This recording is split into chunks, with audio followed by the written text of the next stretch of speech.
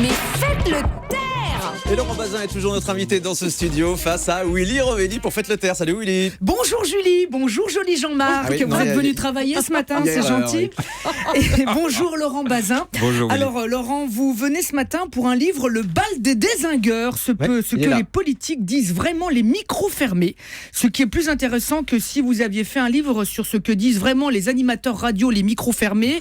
Parce qu'un animateur radio, le micro fermé, tu vois, c'est vite chiant. Voilà, on n'entend rien, c'est vite pénible. Voilà, donc c'est quand même beaucoup mieux en politique. Ce qu'on apprend d'ailleurs grâce à votre livre, c'est que c'est surtout les micros fermés qu'ils disent des choses.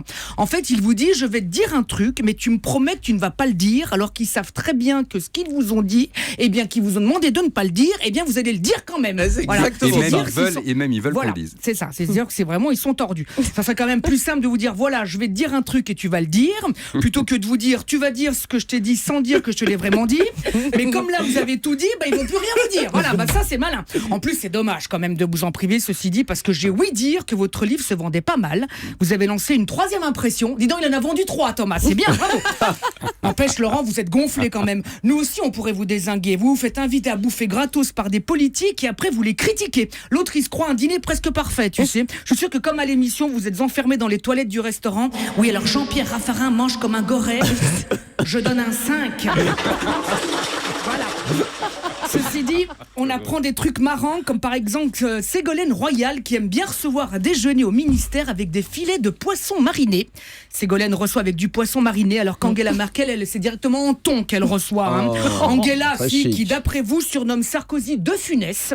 Hollande, lui, ça serait plutôt Bourvil dans le corneau, parce qu'avec lui, la France... maintenant, elle va marcher beaucoup moins bien. Voilà.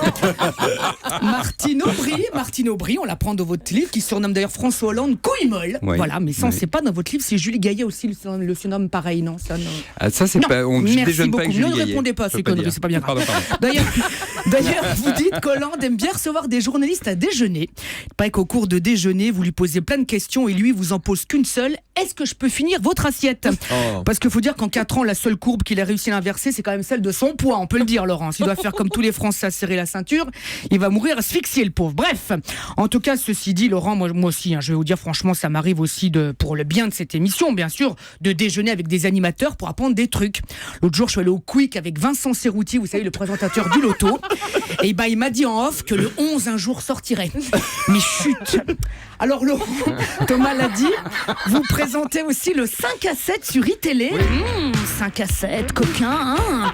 La semaine dernière, avec les événements de Bruxelles, on l'a vu, les chaînes info étaient sur le qui-vive avec son ballet de breaking news et d'éditions spéciales, son cortège de spécialistes, d'experts spécialistes en expertise spéciale, d'infos vérifiées, de scoops invérifiables et de témoignages exclusifs déjà entendus 100 fois partout ailleurs. Ah ben non, c'est un gentil voisin, sans problème, hein. Je comprends pas, une fois il m'avait même tenu la porte, je comprends pas, il était sympa. C'est fou Laurent, vous n'avez pas arrêté de nous dire que ces événements étaient exceptionnels. Eh bien moi, bizarrement, j'ai eu la triste impression de m'y être déjà habitué. À jeudi. Merci beaucoup Willy Rovelli.